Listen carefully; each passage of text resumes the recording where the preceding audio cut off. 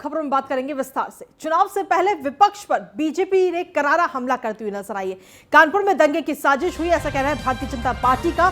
Samajwadi party ने दंगे की साजिश की और कोशिश की है, बीजेपी का ऐसा कहना है और यह आरोप लगाया जा रहा है। सपा के कार्यकर्ताओं ने कार में बीजेपी के झंडे लगाए, बीजेपी की गाड़ी के रूप में सजाया गया।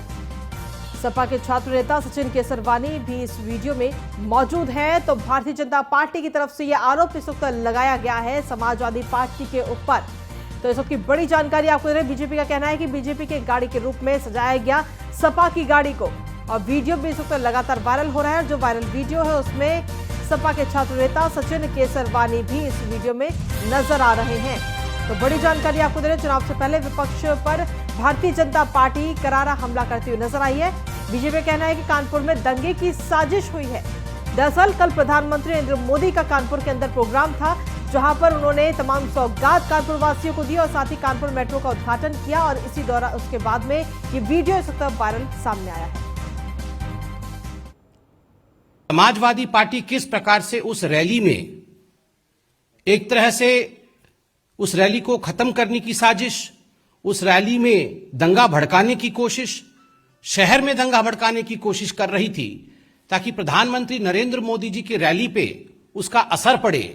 आज कई अखबारों ने बहुत गंभीरता के साथ इस विषय को छापा है। जो भी अखबारों से हमें मिला है मैं आपसे साझा कर रहा हूं, आप इस षड्यंत्र को समझ पाएंगे। आप सबने देखा होगा कि जब प्रधानमंत्री जी ने रैली को संबोधित किया उससे ठीक पहले सोशल मीडिया के माध्यम से एक वीडियो वायरल हुआ। उस वीडियो में आप देख सकते हैं भारतीय जनता पार्टी की एक गाड़ी थी, एक कार थी जिसमें भारतीय जनता पार्टी के पोस्टर लगे हुए थे, उसमें कुछ स्टिकर्स कमल के लगे हुए थे और माननीय प्रधानमंत्री जी का भी एक पोस्टर गाड़ी के पीछे लगा हुआ था। भाजपा की गाड़ी के रूप में उस गाड़ी को सजाया गया था और बीच चौराहे में गाड़ी को रोक करके लाल टोपी पहने सपा के कार्यकर्ता उस गाड़ी को तोड़ रहे थे। उस गाड़ी की खिड़कियों को तोड़ दिया और उसकी आगजनी करने की कोशिश की गई। ये सब हमने देखा है। आपको जान के आश्चर्य होगा कि इसके पीछे की सच्चाई कितना गंभीर है। ये घटना जहां हुई है वो नौबस्ता हमीरपुर रोड है। समाजवादी पार्टी किस प्रकार से उस रैली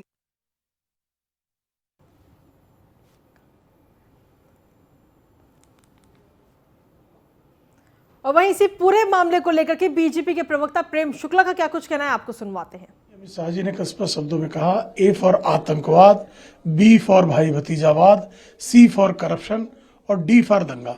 जिस तरह से 19 आतंकवादियों के खिलाफ सारे प्रमाण होने के बावजूद, जिसमें से 4 को मृत्युदंड की सजा कालांतर में अदालतों ने दी, उनको छोड़ना है आतंकवाद का सीधा प्रमाण है।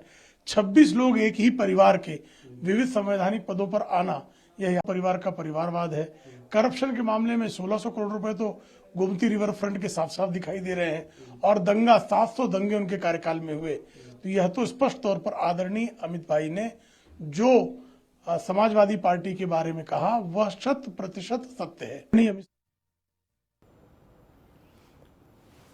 तो जिस तरीके से ये पूरा मामला सामने आया है और समाजवादी पार्टी ने दंगे की साजिश की कोशिश की है और ये वीडियो इस वक्त लगातार वायरल हो रहा है। चुनाव से पहले विपक्ष पर भारतीय जनता पार्टी भी इस वीडियो को लेकर के करारा हमला करती हुई नजर आई है। बीजेपी का कहना है कि कानपुर में दंगे की साजिश हुई है। दरअसल आपको बता दें कि कल प्रधानमंत्री नरेंद्र मोदी कानपुर में मौजूद थे और कानपुर में तमाम योजनाओं का शिलान्यास उन्होंने किया, लोकार्पण उन्होंने किया, सौगात कानपुर वासियों को दी और साथ ही कानपुर मेट्रो का उद्घाटन किया।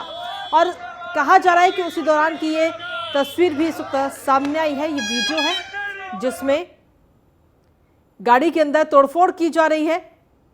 हालांकि इस पूरे मामले पर समाजवादी पार्टी के एक नेता को भी गिरफ्तार किया गया है। और वहीं एक बार फिर से आपको सुनवाते हैं कि आखिर इस पूरे मामले को लेकर संबित पात्रा ने क्या कुछ कहा है। समाजवादी पार्टी किस प्रकार से उस रैली में एक तरह से उस रैली को खत्म करने की साजिश, उस रैली में दंगा भड़काने की कोशिश, शहर में दंगा भड़काने की कोशिश कर रही थी ताकि प्रधानमंत्री नरेंद्र मोदी जी की रैली पे उसका असर पड़े। आज कई अखबारों ने बहुत गंभीरता के साथ इस विषय को छापा है। जो भी अखबारों से हमें मिला है, मैं आपसे साझा कर रहा हूं, आप इस षड्यंत्र को समझ पाएंगे। आप सबने देखा होगा कि जब प्रधानमंत्री जी ने रैली को संबोधित किया, उससे ठीक पहले सोशल मीडिया के माध्यम से एक वीडियो वायरल हुआ। उस वीडियो में आप देख सकते हैं, भारतीय जनता पार्टी की एक गाड़ी थी, एक कार थी जिसमें भारतीय जनता पार्टी के पोस्टर लगे हुए थे, उसमें कुछ स्टिकर्स कमल के लगे हुए थे और माननीय प्रधानमंत्री जी का भी एक पोस्टर गाड़ी के पीछे लगा हुआ था। भाजपा की गाड़ी के रूप में उस गाड़ी को सजाया गया था और बीच चौराहे में गाड़ी को रोक करके लाल टोपी पहने सपा के कार्यकर्ता उस गाड़ी को तोड़ रहे थे। उस गाड़ी की खिड़कियों को तोड़ दिया और उसकी आगजनी करने की कोशिश की गई। ये सब हमने देखा है। आपको जान के आश्चर्य होगा कि इसके पीछे की सच्चाई कितना गंभीर है। यह घटना जहां हुई है वो नौबस्ता हमीरपुर रोड है। तो ये पूरे मामले के बाद में अब बात करते हैं फर्रुखाबाद की, जहां पर मुख्यमंत्री योगी आदित्यनाथ कांग्रेस पर बड़ा हमला करते हुए नजर आए। पिछली सरकार में हिंदुओं पर झूठे केस दर्ज किए गए, ऐसा कहना है मुख्यमंत्री योगी आदित्यनाथ का। मालेगांव के लिए हिंदुओं से माफी मांगी कांग्रेस। मालेगांव ब्लास्ट में हिंदुओं को फंसाने की साजिश हुई है, तो सीधे तौर पर कांग्रेस पर हमलावर होते हुए नजर आए हैं मुखिया। इस वक्त योगी आदित्यनाथ मालेगांव के लिए हिंदुओं से माफी मांगी कांग्रेस। मालेगांव ब्लास्ट में हिंदुओं को फंसाने की साजिश हुई है। तो बड़ी जानकारी आपको दे रहे हैं। आपको बता दें कि आज मुख्यमंत्री योगी आदित्यनाथ फर्रुखाबाद पहुंचे थे। फर्रुखाबाद में जनसभा को उन्होंने संबोधित किया और इस दौरान कांग्रेस पर हमलावर होते हुए नजर आए। मालेगांव ब्लास्ट को लेकर के हमलावर हुए हैं और क्या कुछ कहा है आपको सुनवाते हैं। ने इस देश के अंदर सर्वाधिक समय तक शासन किया, सर्वाधिक समय तक शासन किया, लेकिन शासन किस रूप में कर रही थी? आज आपने कांग्रेस का आपने महाराष्ट्र एटीएस का एक बयान देखा होगा। उस समय कैसे भारतीय जनता पार्टी के कार्यकर्ताओं को, नेताओं को, राष्ट्रीय स्वयंसेवक संघ के नेताओं को, हिंदू नेताओं को कैसे लोग झूठे मुकदमों में फंसाने का कार्य कर रहे थे। आपने मालेगांव विस्फोट के मामले में देखा होगा। कांग्रेस की शरारत देश के खिलाफ एक अपराध है और कांग्रेस के लोगों को इसके लिए माफी मांगनी चाहिए देश की जनता से। आतंकवादियों को प्रेरित और पोषित करने वाली ये कांग्रेस देश के साथ कैसे खिलवाड़ कर रही है, ये किसी से छुपा हुआ नहीं है। पहले जब सत्ता में थे तब उन आतंकियों को प्रेरित और प्रोत्साहित करते थे और हिंदू संगठनों पर झूठे मुकदमे दर्ज करते थे। और आज जब सत्ता के बाहर हैं तो हर उस कार्य का विरोध करते हैं जो कार्य जनता के हित के लिए हो। कांग्रेस ने इस देश वहीं योगी सरकार के नाम अब एक और रिकॉर्ड दर्ज हो गया। आपको बता दें कि यूपी में गन्ना किसानों के लिए इतिहास रचा गया है। गन्ना किसानों को 1.51 लाख करोड़ का भुगतान किया गया है सरकार की तरफ से। बसपा और सपा सरकार भी नहीं दे पाई थी इतना भुगतान। सपा ने 95,000 करोड़ रुपए गन्ना भुगतान किया था, तो वहीं बसपा ने 55,000 करोड़ गन्ना भुगतान किया था।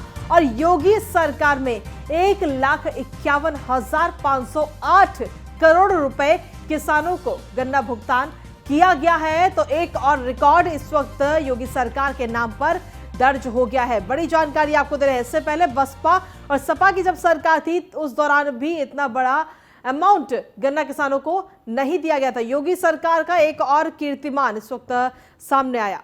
योगी सरकार ने बसपा और सपा सरकार से ज्यादा भुगतान गन्ना किसानों को किया है। और खबरों में आगे बढ़ते हैं। बेसिक शिक्षा विभाग के कार्यक्रम में मुख्यमंत्री योगी आदित्यनाथ का एक बयान सामने आया। सामूहिक प्रयास से ही सफलता प्राप्त होती है, ऐसा कहना है मुख्यमंत्री योगी आदित्यनाथ। उन्होंने कहा कि 2017 में बीजेपी नहीं आती तो कई स्कूल बंद हो जाते। हमने स्कूल चलो अभियान की शुरुआत की। 54 लाख बच्चों को बेसिक परिषद स्कूलों से जोड़ा गया। 5 सालों में यूपी के स्कूलों की स्थिति बेहतर हुई। पहले बच्चों पर अच्छी यूनिफॉर्म तक नहीं थी और आज स्कूल के बच्चों को सुविधाएं मिल रही हैं। प्रदेश में रसोइयों को सुरक्षा कवच दिया गया। और यूपी में कर्मचारियों के वेतन में कटौती नहीं हुई है। सरकार बनने पर फिजूल खर्चों पर रोक लगाई गई। रसोइयों के मानदेय को बढ़ाकर 1500 रुपए किया गया। तो ये तमाम बातें कहते हुए नजर आए हैं आज मुख्यमंत्री योगी आदित्यनाथ। आपको बता दें कि लखनऊ में बेसिक शिक्षा विभाग का आज कार्यक्रम था, जिसमें मुख्यमंत्री योगी आदित्यनाथ शामिल हुए थे और वहां से ये तमाम बातें कहते हुए नजर आए।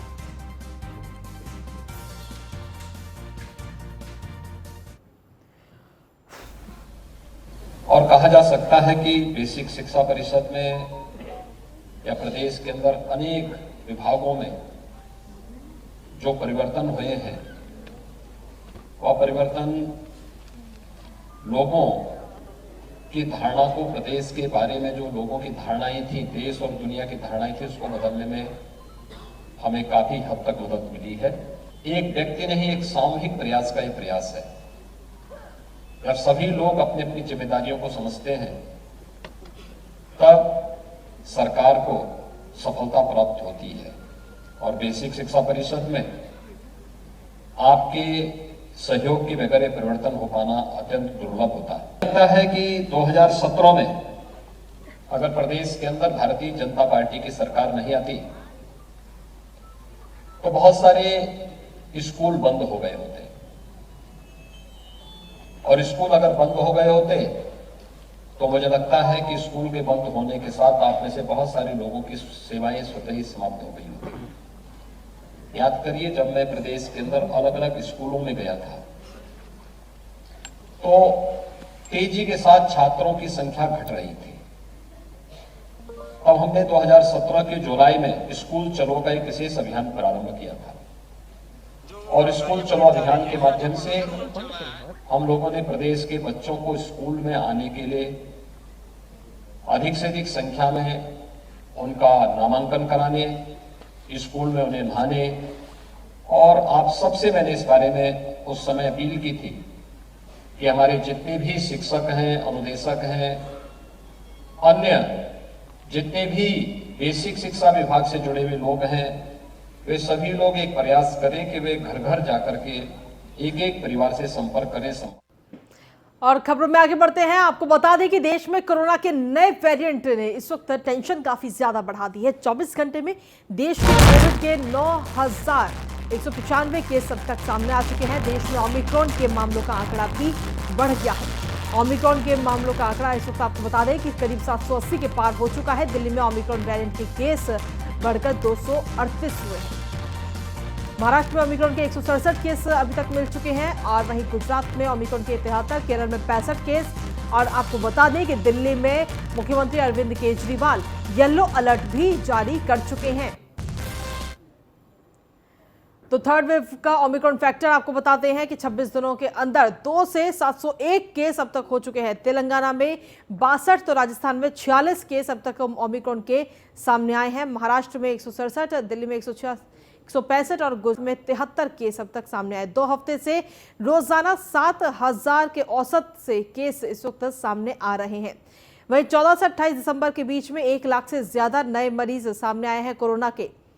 और देश के सभी राज्यों में कोरोना के मामलों में बढ़ोतरी हुई है, और सबसे ज्यादा दिल्ली और महाराष्ट्र के अंदर कोविड के केसेस में इजाफा हुआ है।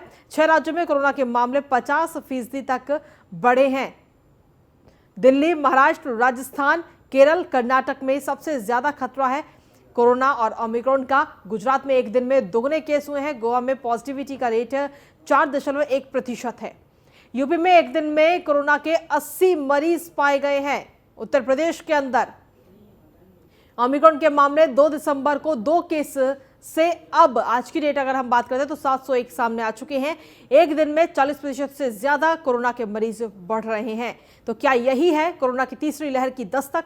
सोमवार को 331 से मंगलवार को 496 मरीज हो गए, और 2 जून को 2021 के बाद सबसे ज्यादा अब नए केस अब जाकर मिले हैं।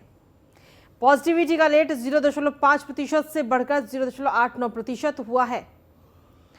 और वहीं 1612 एक्टिव मरीज कंटेनमेंट जोन 196 में हुए हैं, और रात 10 बजे से सुबह 5 बजे तक हालांकि दिल्ली में कर्फ्यू भी लगाया गया है, नाइट कर्फ्यू, और साथ ही इसके अलावा कई सारी पाबंदियां भी लगाई गई हैं। ऑड इवन नियम के तहत दुकानें खुलेंगी।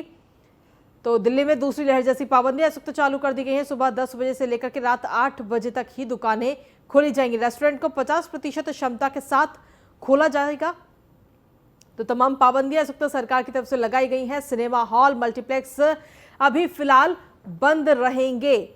स्पा, जिम और योग इंस्टीट्यूट और एंटरटेनमेंट पार्क भी अभी दिल्ली में बंद रहेंगे। दिल्ली मेट्रो 50% क्षमता के साथ ही चलेगी और मेट्रो में खड़े होकर यात्रा करने की अनुमति नहीं है। 50% के साथ ही दिल्ली मेट्रो चलेगी। बसें भी 50% क्षमता के साथ ही चल सकेंगी। ऑटो, ई रिक्शा, टैक्सी और साइकिल रिक्शा में सिर्फ 2 यात्रियों की ही एक बार में अनुमति दी गई है। शादी समारोह और अंतिम संस्कार में सिर्फ 20 लोग शामिल हो सकते हैं। और इसी के साथ खबर में आगे बढ़ते हैं, बात करते हैं लखनऊ की बड़ी जानकारी, जहां पर राजधानी में ओमिक्रॉन का खतरा इस वक्त काफी ज्यादा बढ़ गया है। लोग कोविड प्रोटोकॉल का पालन नहीं कर रहे हैं। पिछले 24 घंटे में 11 संक्रमित मरीज मिले हैं और वहीं यूपी में 392 के पार हुए हैं एक्टिव केसों की संख्या। तो लोग जो है वो कोविड प्रोटोकॉल का पालन नहीं कर रहे हैं। इस वक्त की बड़ी जानकारी आपको दे रहे हैं। पिछले 24 घंटे में 11 नए संक्रमित मरीज इस वक्त मिले हैं। यूपी में 392 के पार हुई है एक्टिव केसों की संख्या। इस वक्त बड़ी जानकारी आपको दे रहे हैं लखनऊ से, जहां पर राजधानी लखनऊ में ओमिक्रॉन का खतरा इस वक्त काफी ज्यादा बढ़ गया है।